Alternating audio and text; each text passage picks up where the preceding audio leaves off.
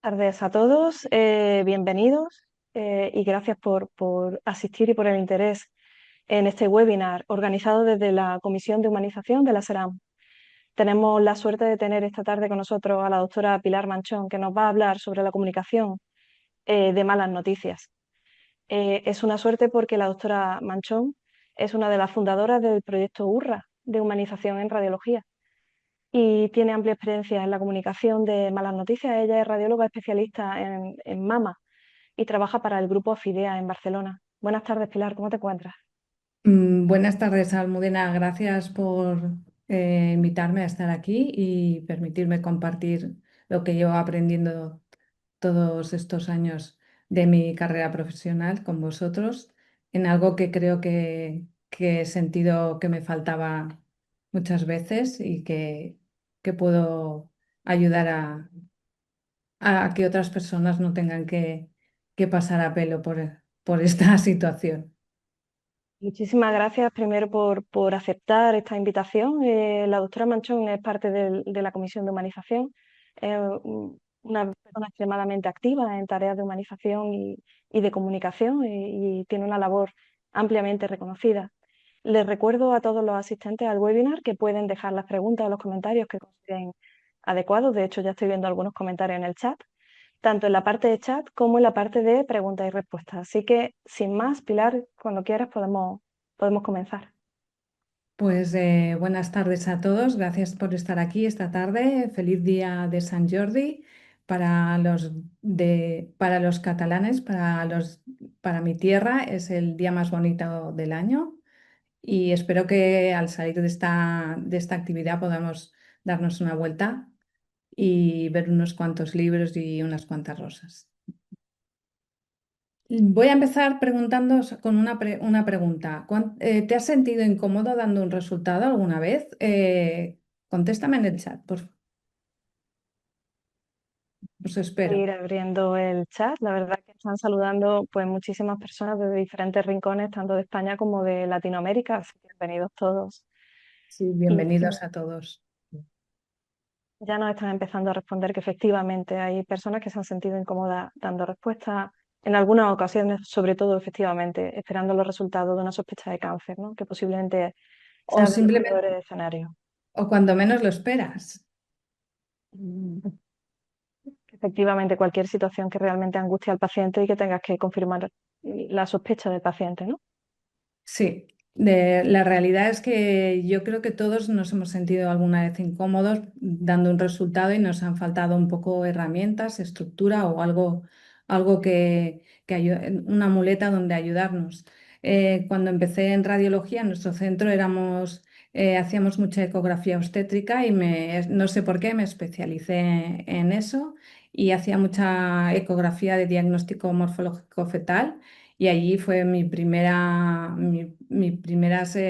malas experiencias de teniendo que de golpe soltar una mala noticia, porque eso no la puedes esconder en un informe, lo tienes que decir al momento. La verdad es que recuerdo perfectamente un bloqueo tremendo, una de esas primeras veces, alguien de la familia o alguien muy cerca de la familia, la típica ecografía que todo el mundo espera, el acto bonito con los abuelos, los padres, la familia y todo, y pongo el transductor encima de la barriguita de la madre y me encuentro con un hidrofetal y una muerte fetal. eh, con poca experiencia y nadie que me había comentado cómo se gestionaba eso. Recuerdo bloquearme, recuerdo que la familia me empezase a preguntar qué estaba pasando, recuerdo que pedirle al auxiliar que fuera a buscar a otro radiólogo con más experiencia y que cuando llegó ese otro radiólogo que me había ayudado a formarme, pues en cuanto vio la pantalla, arrancarme de las manos el transductor y apartarme y seguir él con la exploración, la explicación, las malas noticias para el paciente. Después de eso han venido muchas más situaciones y empecé a dedicarme a la radiología de la mama y allí también encontré un sinsentido lo que estábamos haciendo. En aquella época, pues a mí me habían dicho que tenía que comunicarle al paciente que eso ya se lo explicara a su médico y el resultado de la biopsia se dejaba en un sobre cerrado en recepción a nombre del médico prescriptor algo que y que el paciente debía trasladarlo al prescriptor directamente. Los pacientes lo que hacían es abrir el sobre, leerlo, asustarse, no entender nada y volver a entrar en el centro y pedir que alguien les diera una explicación, que un médico me hable. Como eso era incompatible con una agenda de ecografía o lo que estuvieras haciendo, tenías que parar solo para atender a esa persona y eso era un desastre, pues decidí que nunca más, que mis pacientes, de hace más de 2 décadas, que mis pacientes siempre les cito después para una visita de resultados. Y nunca más he dejado que no estén acompañados de al menos de mí o su médico en el momento que sepan el resultado. Pero aún así, eso me ha permitido aprender de mis errores, he buscado formación en eso y he estado un poco indagando, pero aún así eso no me ha eximido de otras situaciones realmente difíciles y que creo que a todos nos puede pasar en un momento de un hallazgo inesperado, poco probable, como es en este caso, porque fue una paciente de 18 años que venía por un dolor costal poco específico y que venía a hacerse un TAC en nuestro centro, su padre, amigo, médico, especialista en cuidados paliativos, y que me había pedido que le adelantase el TAC porque había algo que no le acababa de cuadrar. Los padres esperaban fuera del TAC, yo pasé a la sala, acompañé a la niña. Era bueno, 18 años, era una estudiante de primero de enfermería. Y en los primeros cortes ya pudimos ver que aquello iba a ser una noticia bomba, que todo apuntaba a que lo que fue después, que era un sarcoma de Ewing. Yo me quería morir, no quería dar la cara. ¿Cómo puedo decirle eso a alguien? Eh, También impactaba pues mi situación personal, porque yo tengo hijos más o menos de la edad de esta chica.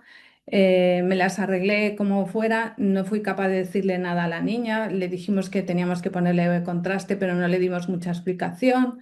Y me las arreglé para hablar con los padres, decirles que había algo y que tenía que hablar con ellos en privado. La madre se fue con la chica y yo me encontré allí en un despacho, me llevé a mi compañero a un despacho y tuve que decirle lo que ocurría, el diagnóstico que habíamos visto en el TAC.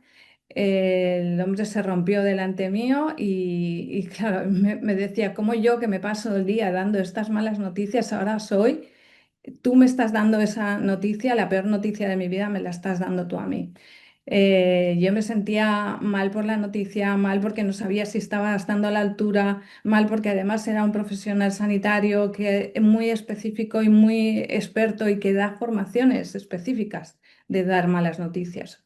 O sea, que estaba abochornada de no estar a la altura de las circunstancias. Y entiendo que esto nos puede pasar a todos. Todos nos hemos encontrado con un hallazgo inesperado y hemos tenido que dar la cara por este hallazgo.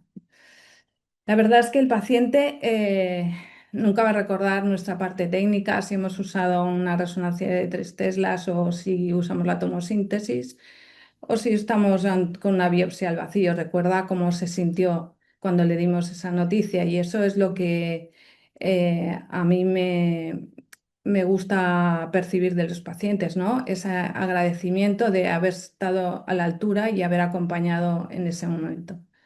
Nos han enseñado a diagnosticar, pero no a comunicar. Y desde luego ahora estamos frente al paciente, sin tiempo, sin entrenamiento, sin estructura. Y es por eso que cada vez que vivimos una situación de esta, aumentamos nuestra ansiedad y alimentamos ese posible burnout que es una plaga en nuestra profesión.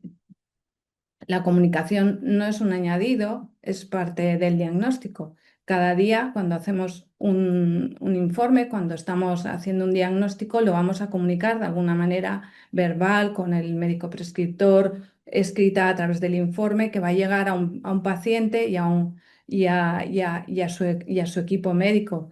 O sea que somos en realidad especialistas en comunicación. Deberíamos ser especialistas en comunicación y nadie nos ha formado para eso. Y por otro lado, cualquier mala noticia merece un acompañamiento. No podemos permitir que una mala noticia llegue a un paciente en un portal, en un sobre cerrado, en una situación desesperada. Yo he tenido que atender una vez, recuerdo una amiga que como veía que yo me dedicaba a esto, me llamó y me dice, tengo a mi mejor amiga en un parking, acaba de recoger un sobre en un centro que le han dicho que estaba su diagnóstico de su biopsia de mama, lo ha abierto, no entiende nada, pero ve que es un cáncer. ¿Le puedes llamar que está sola en un parking?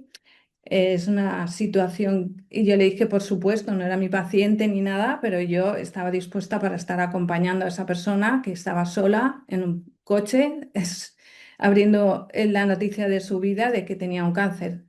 A lo mejor no iba a ser, eh, no iba a acabar con su vida, pero un paciente nunca sabe qué significado tiene esa palabra cáncer, ni tú no sabes qué significa para esa persona esa mala noticia.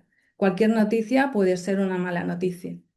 También recuerdo otra vez que unos pacientes que venían recomendados de alguien para que les ayudase a tener rápido el diagnóstico, era un chico joven, tenía 16 años y venía para una resonancia de rodilla. Entonces me acerqué a la familia, al chico, le dije, mira, ya tenemos las imágenes, el médico me ha dicho que te está preparando el informe y lo vamos a tener en unos minutos, pero me avancé y le dije, pues bueno, hay una rotura del ligamento cruzado anterior.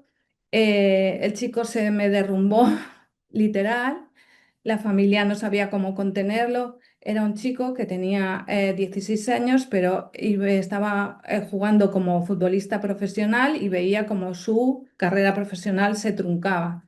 Y para mí era un ligamento cruzado y no era un cáncer. Yo el valor que yo le daba no tenía nada que ver con el que le daba el paciente.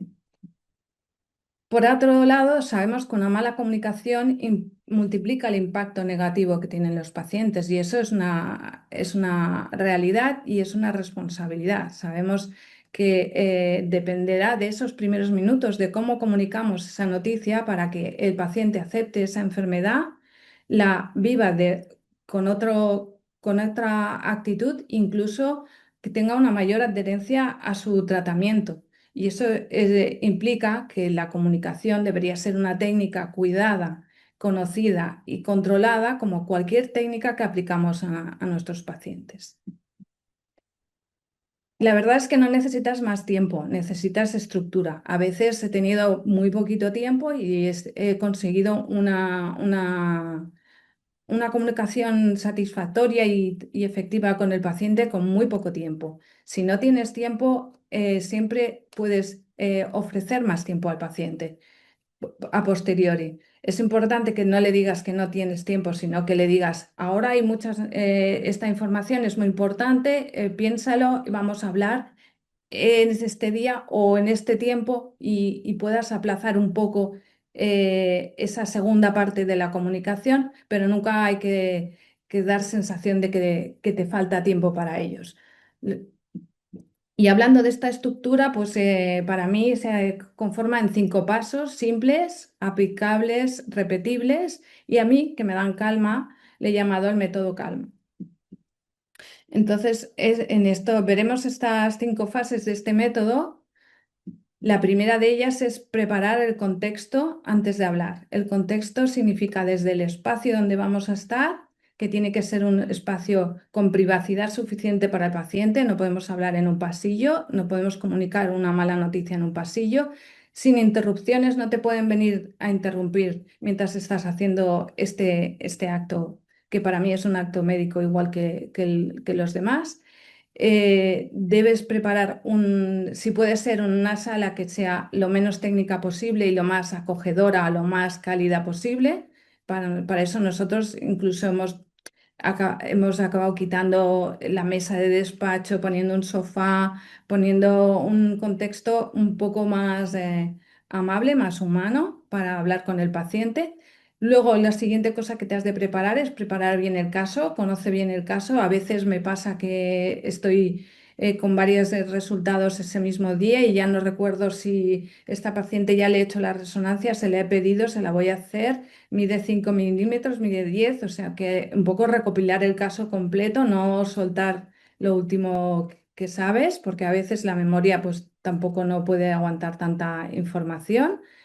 Y lo tercero y muy, muy importante para prepararse uno mismo para contener esa emoción que sabiendo que vas a causar ese impacto emocional en el paciente, cómo tú lo vas a poder eh, contextualizar contigo, cómo te vas a preparar y calmar un poco tu sistema nervioso autónomo mediante unas respiraciones inspiración y expiración controlada. Eso baja bastante la ansiedad para esa comunicación.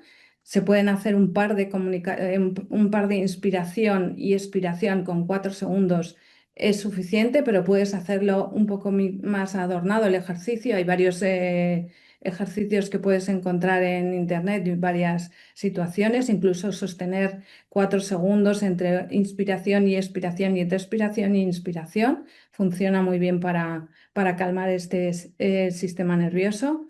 Y lo siguiente sería averiguar. Nunca hablar sin preguntar. ¿Qué sabe el paciente? ¿Qué espera el paciente? ¿Cómo se siente el paciente? A mí me sirve de pregunta un poco de introducción, preguntarle cómo se ha sentido tras la biopsia durante estos días, si ha habido mucho hematoma, si le ha dolido y un poco arrancar un poco la conversación sin que sea tan tensa y saber un poco qué quiere saber el paciente, qué no quiere saber, un poco porque ellos ya te lo dicen, bien, bien, el hematoma, bien, pero yo estoy muy nerviosa porque yo, no sé, cualquier cosa, o la ves al revés, que no quieres saber. Hay mucha casuística, pero un poco hacer averiguar qué a lo que nos vamos a enfrentar. Y como el tercer paso sería lanzar un mensaje de advertencia. Esto es básico, básico, que siempre no podemos pasar de nada a todo y nuestro cerebro necesita un warning, algo que nos permita entrar en ese estado de alerta. Y para eso lo importante es decirle al paciente alguna frase, alguna coletilla, como hay algo que debemos comentar con calma, no tengo buenas noticias para ti, se confirman mis sospechas o alguna frase típica que podamos introducir y que para nosotros ya no sea muy cómoda porque el paciente va a ser otro cada vez, pero tú ya vas a tener tu herramienta, tu manera de entrar a comunicar que permita que el paciente se empiece a acostumbrar a esa mala noticia que vamos a avanzar. Y el cuarto sería ya directamente ir al mensaje. Y el mensaje tiene que ser claro, simple, humano, adaptado al paciente. No podemos hablar igual a una persona de 20 años que a uno de 80. No puedes hablar a una persona que es con un nivel de formación muy elevado, con una persona con unas características de conocimientos más simples. Tenemos que hacer que lo entiendan porque hemos de evitar la jerga médica, que es lo que nos hace un poco, nos incomunica con el paciente. Y siempre, siempre con un ancla positiva. Hace, am- Me sucede muy a menudo que los pacientes, pues no me dan, como os decía, no me dan las gracias por haber hecho una biopsia al vacío, ni por haberla hecho en la resonancia, ni por haber utilizado ninguna técnica. Pero no hay semana que no me reencuentre con una persona que a lo mejor hace 6 años, 8 años o 10 años que le di una mala noticia y no he vuelto a encontrármela en los controles y me diga que me quiere agradecer ese momento, esa comunicación que hice, cómo le ayudé en ese momento. Y entonces esta semana me ha ocurrido en una de las pacientes y le he preguntado que me explicase en qué le ayudé, que yo tenía que hacer una charla y que quería explicar a mis compañeros qué es lo que había hecho bien en ese momento. Y me dijo, pues usted me dijo que tenía dos cosas que decirme, una buena y una mala. La mala era que tenía un cáncer, la buena es que era un cáncer que no era muy agresivo. Y con esa palabra, pues con esa frase, yo ya me fui contenta pensando que me iba a curar. Y eso, por muy mala que sea la noticia, siempre hemos de buscar una pequeña ancla positiva que le diga, que le permita al paciente sobrevivir a lo largo de su enfermedad y transitar por ella. No podemos mentir, pero tampoco no podemos decir eh, cosas que perjudiquen al paciente. No podemos ser estrictos explicándole de golpe una avalancha de cosas negativas. Y como quinto y último paso sería manejar esa emoción. El silencio hay que tenerlo en cuenta como una herramienta de comunicación también. Hay que dejar que se expresen esas emociones, no hay que juzgarlas, no hay que intentar atajarlas. A veces lloran, a veces simplemente hay silencio por parte del paciente. Hay que intentar que no se sientan incómodos, hay que conectar con esa otra alma para manejar esa emoción, que se sienta que ha conectado contigo. Entonces, es básico mirar a los ojos, hacer alguna conexión corporal, pues una mano encima del hombro, estar eh, afirmando que entiendes su situación, que entiendes perfectamente, evitar frases como no te preocupes, esto irá bien, esto no es nada, porque en ese momento a esa persona eso no le sirve de nada, le sirve más que entiendas su emoción y la compartas. Y estos son mis 5 pasos para darme calma. Pero, no, el sexto sería acompañar, disculpa, se me ha colado uno de más. El sexto sería acompañar y explicar últimos pasos siempre, los próximos pasos. El paciente, en cuanto entra el diagnóstico, vamos a acabar va a entender que entra en un abismo.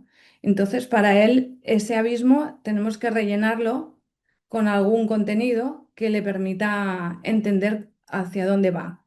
Y explicar los próximos pasos es imprescindible para que no se sienta desamparado, para que no caiga en ese abismo. Entonces, todo paciente que le comunicas una mala noticia, le deberías poder acompañar de algunos próximos pasos certeros y reales y que estén avalados o sea, que vayan a ocurrir. Esto también me ha pasado muchas veces, que me dicen, todo lo que usted me dijo me ha sucedido exactamente. No podemos decir lo que no sabemos, no podemos mentir, hay que estar bien formados. Pues en el caso del cáncer de mama, pues si estás en un comité de tumores, pues tú puedes decir a los pacientes claramente lo que no va a suceder, porque el paciente lo que le dices que tiene cáncer va a pensar, pues por ejemplo, en el de cáncer de mama va a pensar, me voy a morir, se me va a caer el pelo, me van a hacer quimio o me van a quitar el pecho entero. Entonces, si yo ya sé que tiene un carcinoma in situ de 5 milímetros, yo ya no voy a permitir que pase pensando que le van a quitar el pecho, ni voy a permitir que piense que va a hacer quimio, ni voy a permitir que piense que se va a morir.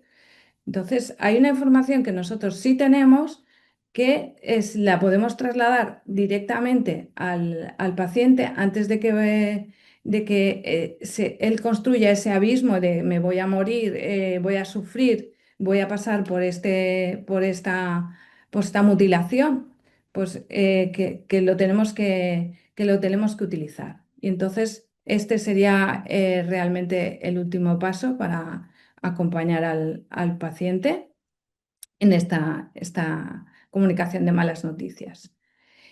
Y como os decía, el mayor miedo no es el diagnóstico, es el vacío. Esto es una frase que me la dicen todos los santos días, o bueno, todas las santas semanas, cuando doy un diagnóstico. Doctora, lo más duro ha sido esperar a que usted me diera la noticia. No temamos a darles ese diagnóstico porque ese tiempo que transcurre mientras no se enfrentan al diagnóstico es mucho peor que enfrentarse al diagnóstico. Me dice, es mucho peor el tiempo que he pasado que lo que me acaba de decir usted y que me acaba de decir que tengo cáncer.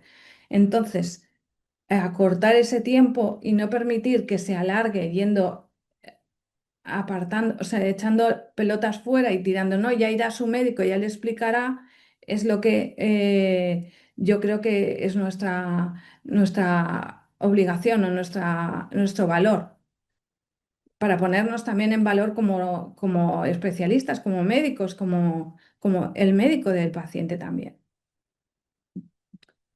Entonces, como os decía, no se trata de decir más, sino de decirlo mejor y en eso también hay que tener cuidado, porque también he aprendido de mis errores mucho de que por querer ponerme muy bien en la piel del paciente, a veces, pues como a mí me gustaría saberlo todo y más allá de para allá, pues a veces comunicas demasiada información que no pueden asumir el paciente.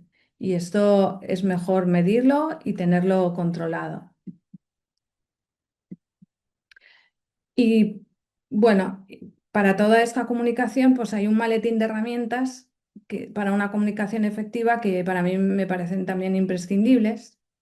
Y la primera sería la escucha activa. La escucha activa se trata, es una herramienta difícil porque estamos acostumbrados a que cuando alguien nos habla, nuestro cerebro inmediatamente está activándose para ver que vamos a contestar y no para escuchar abiertamente. Entonces, con ese intentar explicar, o sea, intentar construir nuestra respuesta, nos perdemos información del que nos habla.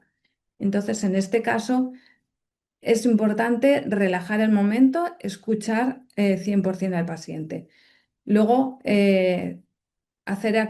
sea, hacer presencia, como os decía, conectar alma con alma, tener alguna herramienta como mirarle a los ojos, el contacto en un hombro, a sentir cuando hay su emoción negativa, un poco dar esa presencia como valor de nuestro trabajo, de nuestro servicio. Luego la regulación emocional, pues como os decía, pues es importante trabajar la regulación emocional. Cuando surge una noticia, una mala noticia y la tenemos que dar, pues a veces nosotros mismos no estamos en un estado emocional fácil. Entonces, contener la emoción del otro, contener la nuestra, es todo un trabajo de regulación y que se entrena. La verdad es que no podemos ir a pelo, tenemos que entrenar, tenemos que ser capaces de ver cómo hoy hemos contenido esta emoción, hoy cómo hemos trabajado esto con el paciente, cómo lo hemos trabajado con nosotros, utilizar técnicas de relajación para nosotros mismos, cuidarnos emocionalmente para afrontarnos a esto y evitar una mala experiencia que nos aboque a una conducta de evitación de comunicación de malas noticias, porque si estamos ante una mala emoción propia, no podemos ayudar a nadie más y vamos a intentar evitar dar malas noticias y vamos a caer en despersonalización y en burnout.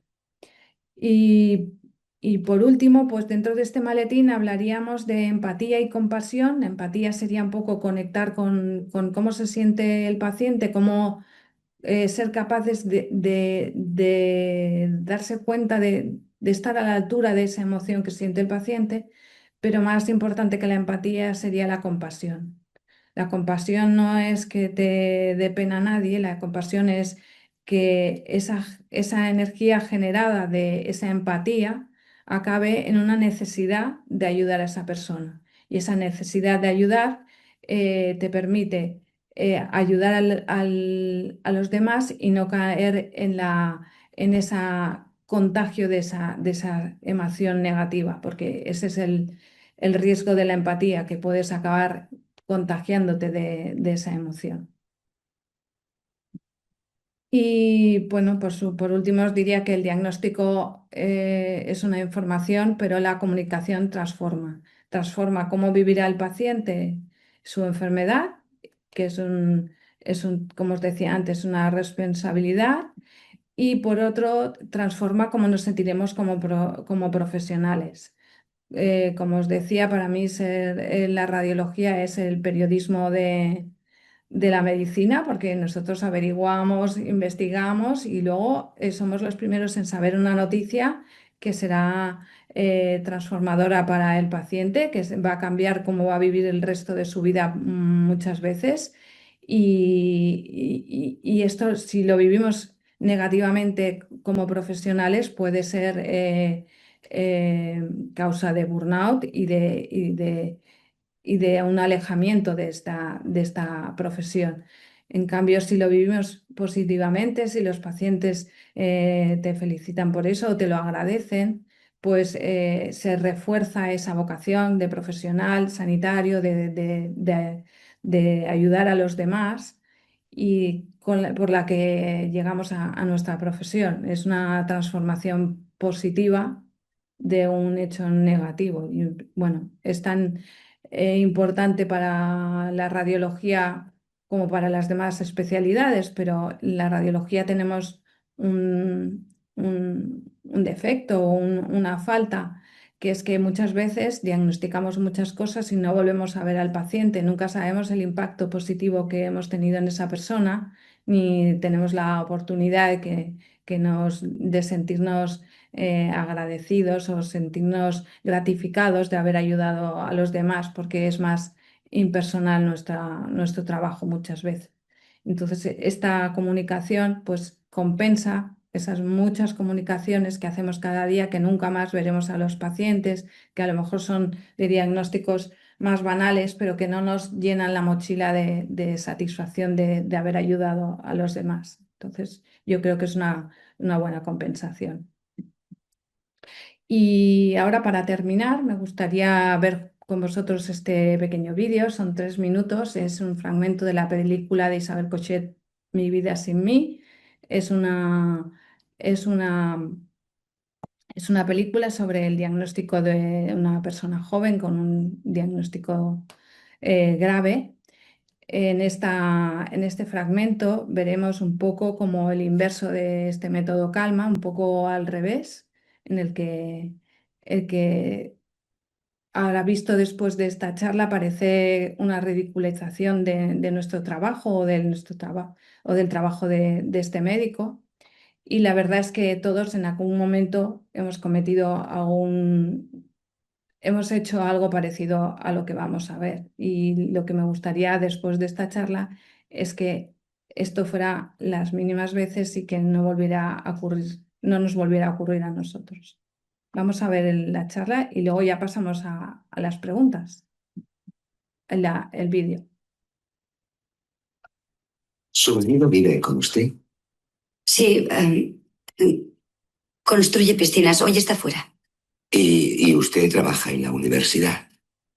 Limpio la universidad de noche. Tiene 23 años. En diciembre cumplo 24. Soy Acuario. ¿Y usted de qué signo es? Dígame, ¿qué coño me pasa? Hemos repetido la eco 3 veces y ¿está segura de que prefiere no avisar a su marido? Sí, prefiero no avisarle. Hemos hecho la eco 3 veces y he solicitado un avión. ¿Y? Usted tiene un tumor en ambos ovarios. Ha alcanzado el estómago y empieza a extenderse al hígado.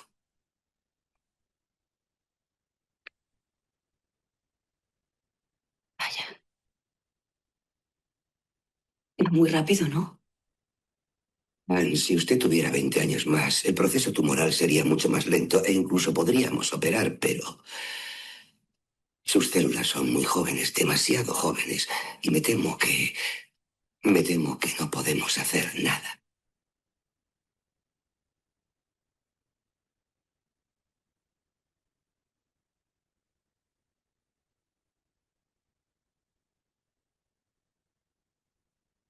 Joder.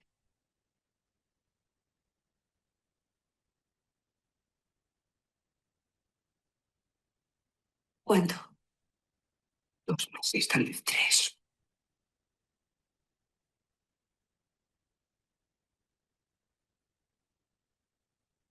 Y yo pensando que estaba embarazada. No,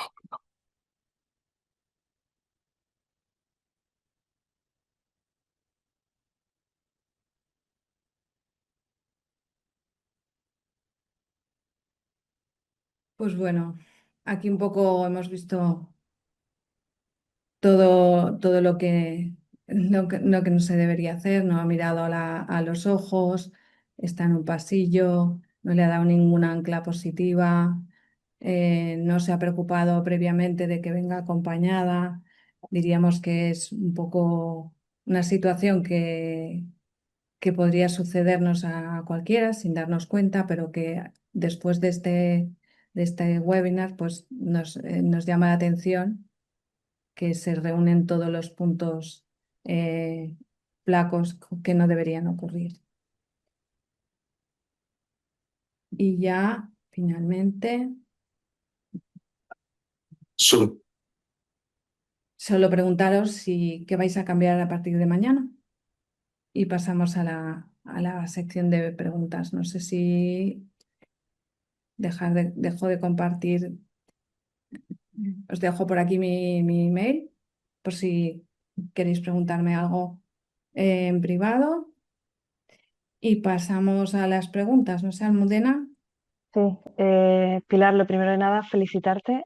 Muchísimas gracias. La verdad que el contenido muy ilustrador, ¿no? De cómo habría que hacer una comunicación asertiva, con confianza y con cercanía en lo que puede ser la peor situación que ha vivido una persona, ¿no? Que es un diagnóstico complicado. Y no tiene por qué ser un cáncer, como tú decías, cada No. cual elige cuál es su peor situación, ¿no? Y tiene que enfocarse desde el respeto, la cercanía, la empatía, porque es la única manera no de informar, sino de comunicar. Informar es lo que dice el informe. Comunicar es transmitir esa información de forma asertiva, de forma humana, y haciéndole ver al paciente que no está solo en el camino, que puede confiar en nosotros y también intentar, sobre todo lo que tú decías, ¿no? Decirle al paciente cuáles son los siguientes pasos, porque de pronto Sí, estás perdido en una situación nueva para ti, absurda, y no sabes dónde ir. Y el enfocar al paciente en esos momentos, de hecho, ahí es donde se acuerdan de que en ese momento alguien les dijo lo que había que hacer y efectivamente es enriquecedor. A nivel de la relación médico y paciente posiblemente sea de las cosas más enriquecedoras, ayudar a esa persona en un momento duro. Y yo creo que lo que nos han mostrado es una cantidad de información muy útil, muy bien enfocada, muy bien resumida, que podemos aplicar todo en nuestra práctica habitual y que desgraciadamente no está incluido en ningún currículum, ni en universidad, ni en especialidad. Nadie nos forma para esto. Yo ayer te lo comentaba. ¿Quién te ha entrenado para dar una mala noticia? Nadie. En pues la sí. universidad nadie.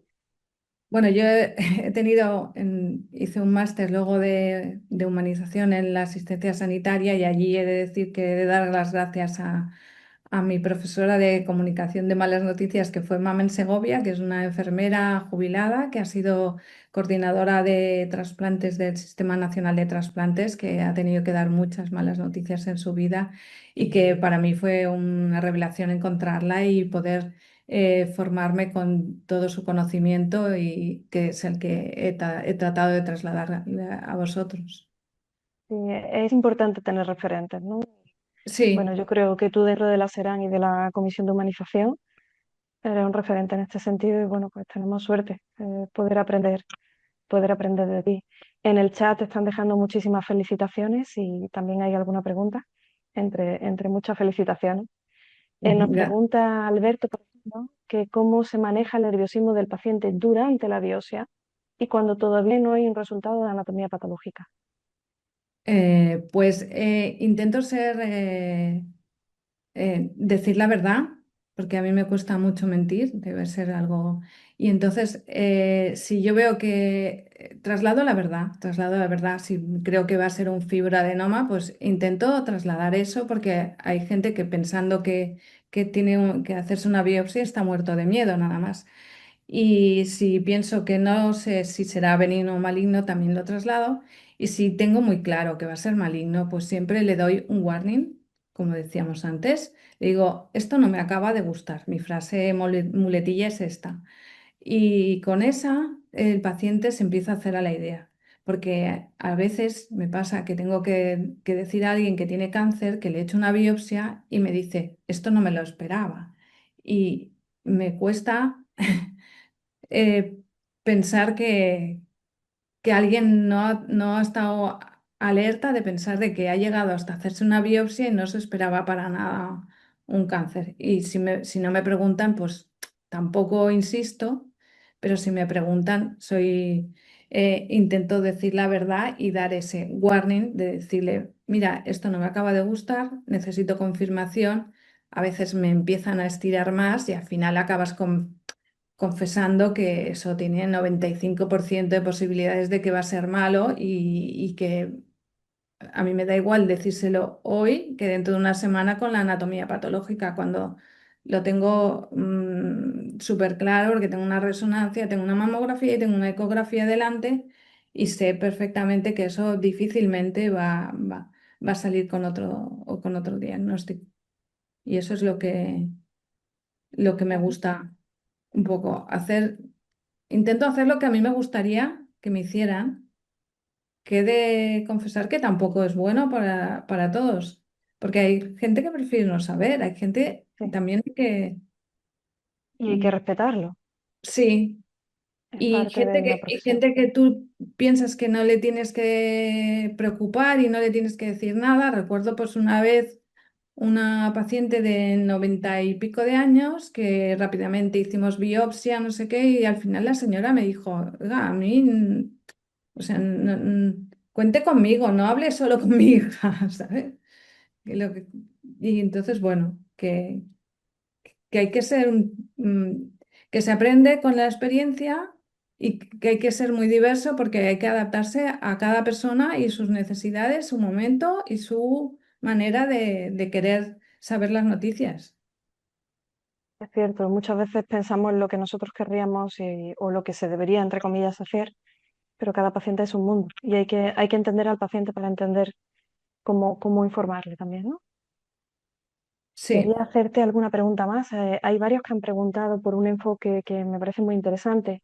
Cuando puedes preparar el escenario, puedes intentar enfocar la comunicación de una determinada manera. Pero ¿qué ocurre cuando estás a pie de ecógrafo?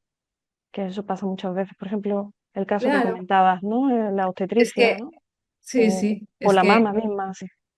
es que allí estás totalmente expuesto, porque lo que no me parece de recibo es tener un diagnóstico y decirle al paciente adiós, hasta la próxima, y no informarle de nada. Y además que esto, pues en los años que llevo trabajando, pues al principio el paciente era más...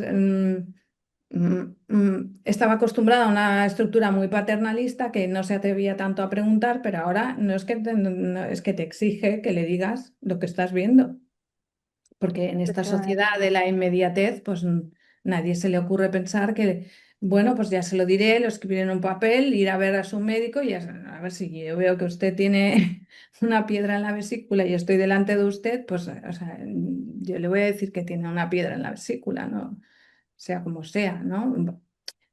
Con el contexto que todo debemos de cuidar un poco la relación con los prescriptores, que eso también es un tema que a lo largo de los años también hay gente que me ha preguntado cómo lo has manejado, porque es verdad que alguna vez pues algún ginecólogo me ha llamado, oye, ¿cómo que ya le has dicho el resultado? Digo, vale, pues que si no la tengo llorando en la esquina, ¿qué hago? Le digo que no, y tú la vas a ver dentro de una semana. Es que es lo que os decía, el acortar ese tiempo de abismo, ese tiempo es el que te agradece el paciente. La Entonces, incertidumbre.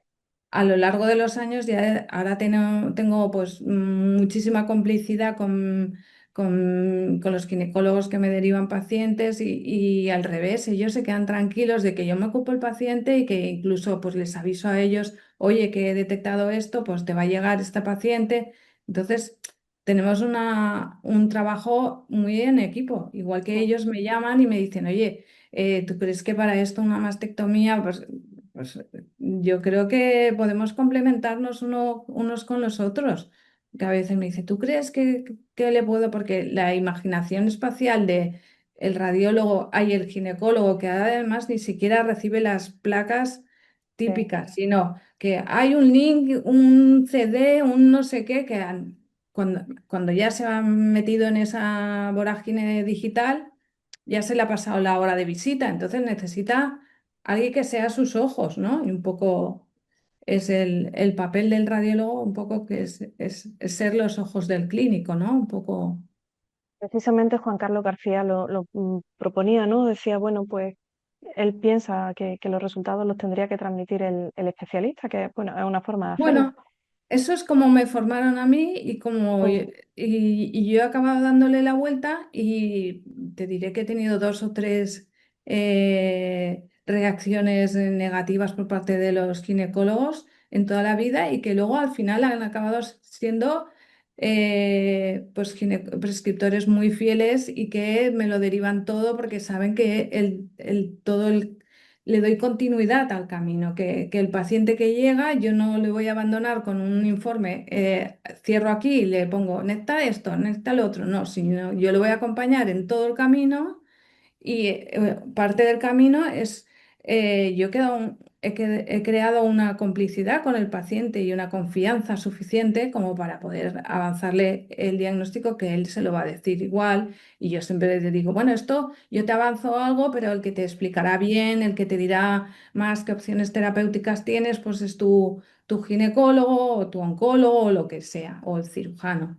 Pero que no, que sobre el papel parecía que podía ser conflictivo, pero realmente he tenido poco conflicto a lo largo de estos 20 años, que son muchos.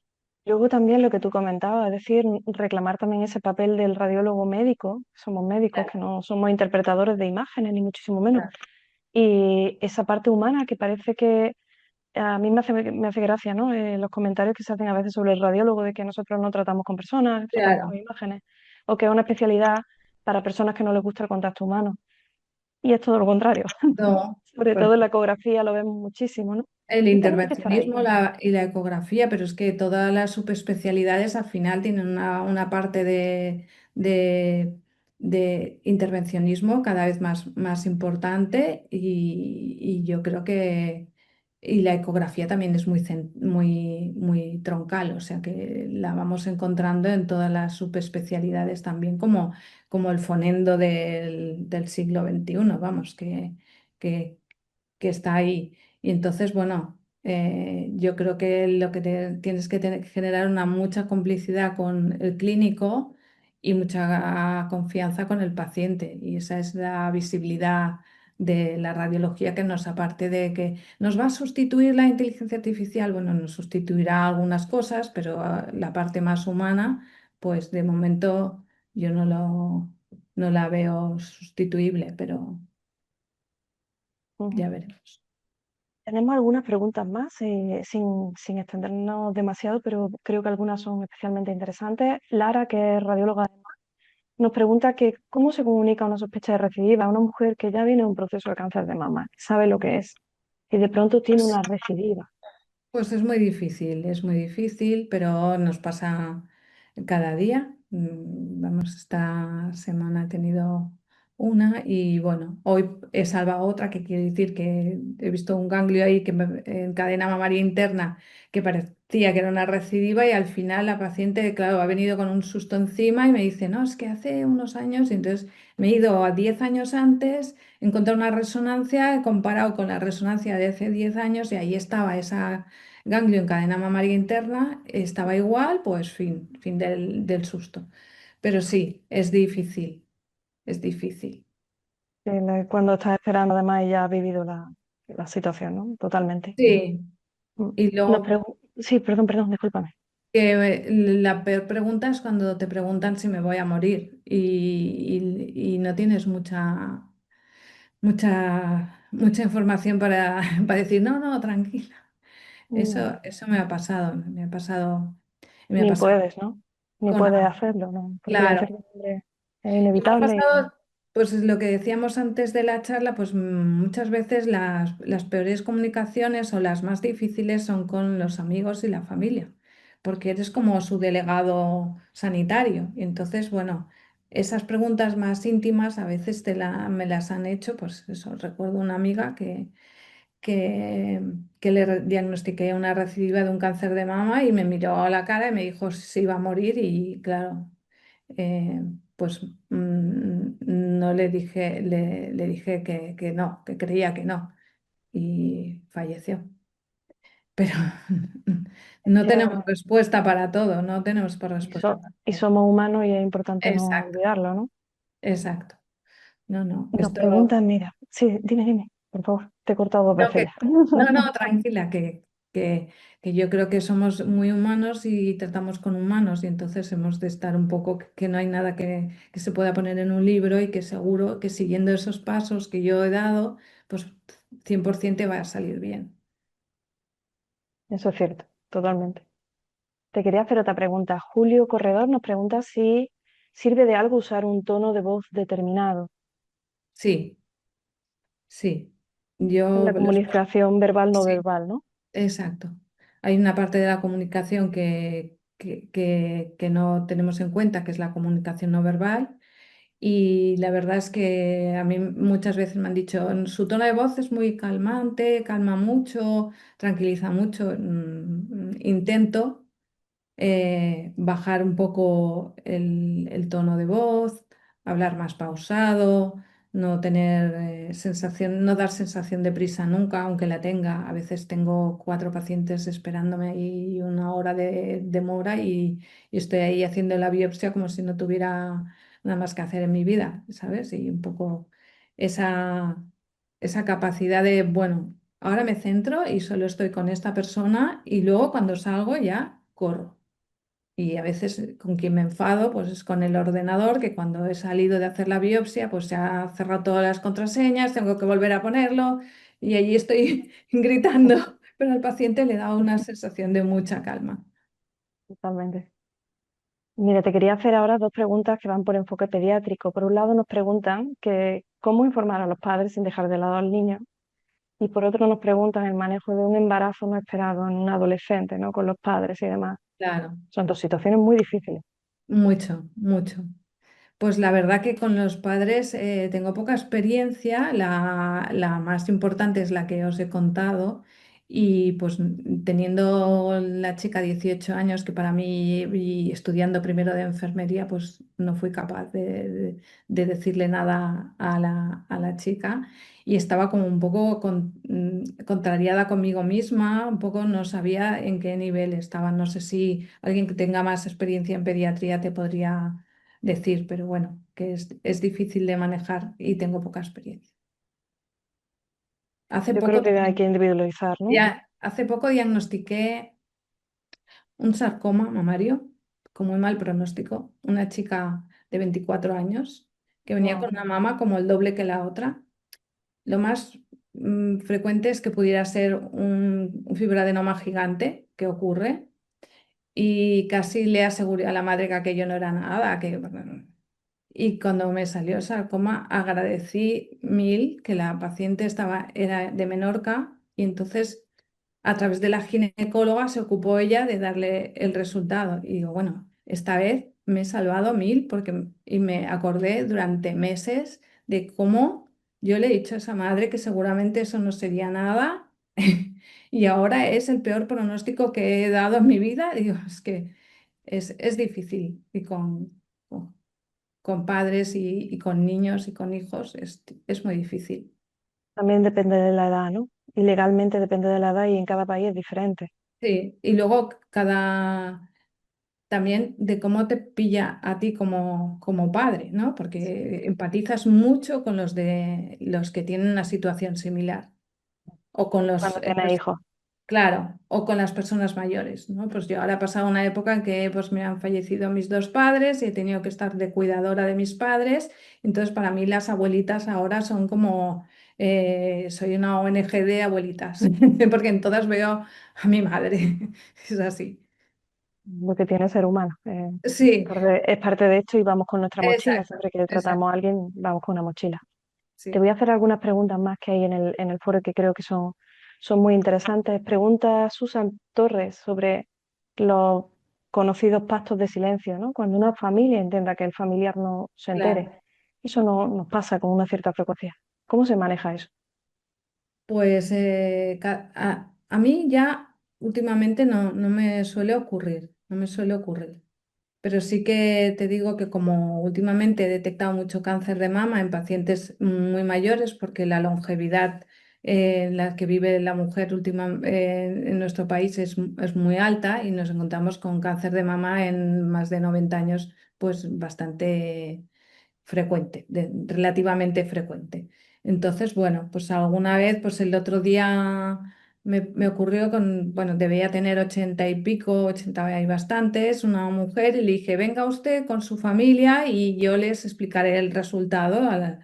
Y me dijo ella, no, no, con mi familia no, yo vengo yo. Y digo, bueno, porque y entonces le tuve que dar la vuelta un poco a la cosa y decirle, no, yo se lo explicaré a usted, pero traiga a su familia porque a ellos también les gustará conocer el diagnóstico de parte mía. Ah, Claro. vale, vale, sí.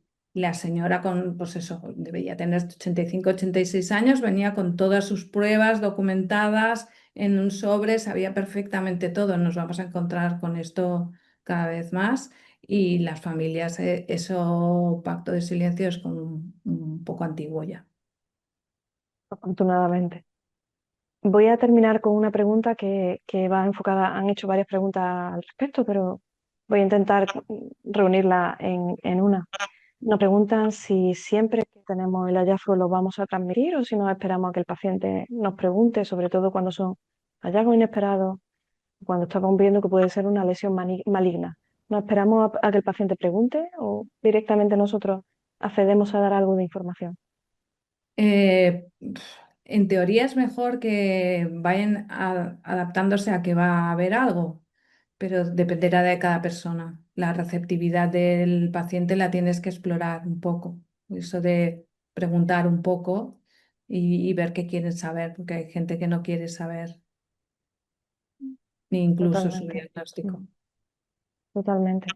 Nos preguntan también, Ana García Volado pregunta, comentando la frase tan tremenda y tan, en fin, peculiar para los radiólogos, ya le dirá a su médico, Exacto, como si como no si fuéramos nosotros no lo médicos. fuéramos. Exacto. Entonces, ella opina, ¿no?, que es mejor dar la noticia, poder contar lo que está ocurriendo, pero no siempre lo sabemos. Y en ese caso, ¿qué haces? Llegas a informar hasta donde tú entiendes que puedes informar, ¿correcto? Exacto. En el caso, yo hago intervencionismo, o sea, yo hago principalmente mama y hago intervencionismo también de tiroides y no sé por qué últimamente pues me está llegando mucho más tiroides, pero así como el de mama pues me siento muy tranquila, pues en el de tiroides pues no me gusta decir que no van a ser, cosas que no van a ser y entonces bueno, intento decir hasta dónde sé y hay que ser franco y decir yo, esta es mi especialidad y yo sé esto, pero lo demás se lo explicará este médico que la va a visitar en estos días o eh, comunique cuando tiene hora con su especialista, es una de las preguntas que les hago. Cuando estás haciendo la ecografía y ya ves algo, pues mire, pues yo creo que va a haber algo y pida hora en su médico que así ya la tiene pedida y así la tiene Ujú. avanzada, un poco eso. Ser franco y decir la verdad, porque tampoco tenemos obligación de saber de todo. ¿No? No, no, ni debemos, ni es bueno para nadie, sería muy No, inaguantable, sería terrible. que sería falso. Nos preguntan también cómo explora, cuánto quiere saber el paciente, es decir, cómo sabe lo que quiere. Supongo que vas indagando y vas tocando el tema y accediendo a las preguntas que el paciente va haciendo. Sí, un poco sí. Y en el tema, en el momento de la biopsia, siempre al final, cuando acabo la biopsia, pregunto si necesita que le responda alguna pregunta más, que si no, ya nos vamos a ver la semana que viene cuando le entregue el resultado.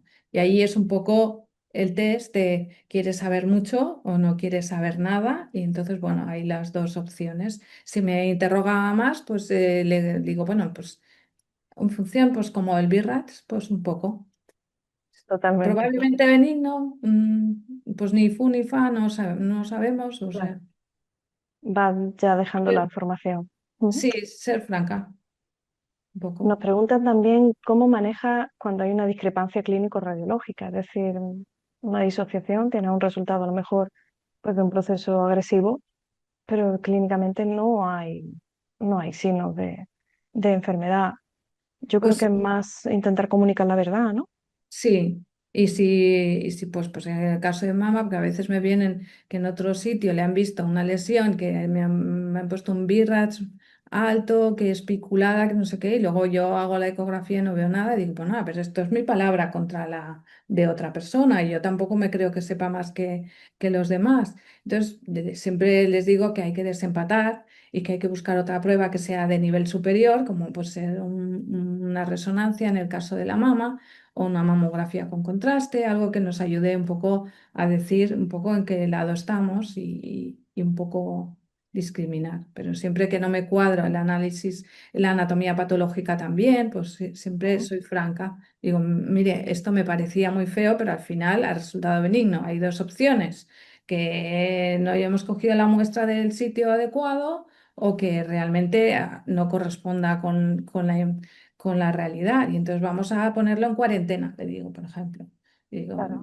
entonces le va a hacer un control a corto tiempo y vamos a ver cómo evoluciona para que no pierda su oportunidad en caso de que no hayamos hecho bien Con la biopsia. franqueza, ¿no? Al final es la franqueza. Te voy a hacer una última pregunta porque son las 7, vamos Ay, sí. regular de tiempo, pero que puede Sí, ser interesante y ya con esto te dejamos porque estamos abusando. Nos preguntan qué hacer en situaciones de agresividad o de negación, es decir, el paciente no quiere aceptar la situación ya. o reacciona como agresiva. Pues un poco contenerlo, un poco pues con paz, un poco y dejándolo un poco que rebaje ese nivel de, de, de emoción, ¿no? Un poco. Quizá lo más difícil que me he encontrado es cuando la negación es tan alta que ni siquiera quieren venir a buscar el resultado, que también me ha pasado. O cuando me aparecen a cabo de unos meses sin tratar o han ido a medicinas alternativas y pasan un año y 2 años. Pero ahí intento ser muy conciliadora, le digo con franqueza la verdad, pero no juzgo, porque prefiero que venga, prefiero que vuelva. Y he visto varios casos que han estado 1 año, 2 años, 3 años con medicinas alternativas y el tumor creciendo, creciendo, que los tumores de mama muchos son lentos, no son tan rápidos como nos imaginamos a veces. Y al final, cuando ya se ven el agua al cuello, entonces es cuando te escucha. Y entonces a mí me gusta que yo he contenido esa no juzgar hasta el momento adecuado para decirle, mira, ves, esto está avanzando y ahora es una oportunidad que no puedes perder, te has de curar. Y entonces un poco eso, no juzgar para mí es la herramienta para eso. Ser el espacio seguro, ¿no? Para el Sí. paciente, Exacto. donde no En importa, cualquier, no pasa nada. no pasa nada. Yo sé que te estás sintiendo así, yo te puedo entender y yo voy a estar aquí para cuando me necesites y ya está. Efectivamente, al final es que el paciente entienda que nosotros somos su lugar seguro, pase lo que pase, y lo importante es que está aquí ahora, que ahora vamos a intentar hacer todo lo que podamos. Es cierto. Creo que tenemos ya que cerrar, hemos abusado de ti muchísimo. No sé si quieres decir alguna frase para cerrar. Bueno, pues nada, pues agradeceros a vosotros porque gracias a esta charla pues he podido un poco recopilar y recuperar de mi memoria todos aquellos casos y que ahora me doy cuenta que claro, que los años pasan y que acumulas mucha experiencia y que vale la pena esa experiencia poderla transmitir a alguien para que en algún momento se pueda beneficiar. Nada. Nosotros somos los que estamos agradecidos por compartir tu experiencia, por compartir tu calma, ¿no? El método y desde luego la emoción que se transmite, ¿no? Y cómo manejar este tipo de situaciones que nos descuadran, para las que no estamos entrenados y a las que inevitablemente nos tenemos que enfrentar y que tenemos que intentar estar y saber estar para ayudar a nuestros pacientes, no solamente la parte médica, ¿no? El médico tiene que curar en cuerpo, alma y mente. Y creo que con el enfoque que nos has dado tenemos unas herramientas que nos pueden ayudar muchísimo. Quiero de verdad transmitirte las gracias por todo lo que nos has enseñado esta tarde. Gracias, Almudena, y a vosotros que nunca pensé que me escucharía tanta gente en un Bueno, tema como este. un tema muy interesante. Se oyen pocas charlas de esta perspectiva, ¿no? Y yo creo que cada vez van a ser más importantes porque Pues nada, eh, ca- cada vez tenemos una sociedad más individualista y más deshumanizada y hay que volver a tocar tierra. Pues hasta cuando queráis. Muchísimas gracias a todos los que han colaborado para que esta sesión ocurra, a Gabriel, que está de fondo, a Edu Álvarez, que es el responsable de formación de la SERAM, y a Mariana Rovira, responsable de estrategia de la SERAM. Y evidentemente a todos los que habéis asistido esta tarde, que nos habéis acompañado. Ha sido un placer y bueno, espero que esta charla nos pueda servir a todos en nuestra profesión. Muchísimas gracias y que tengáis una fantástica tarde. Gracias y feliz San Jordi. Feliz Sant Jordi. Cuidaos mucho.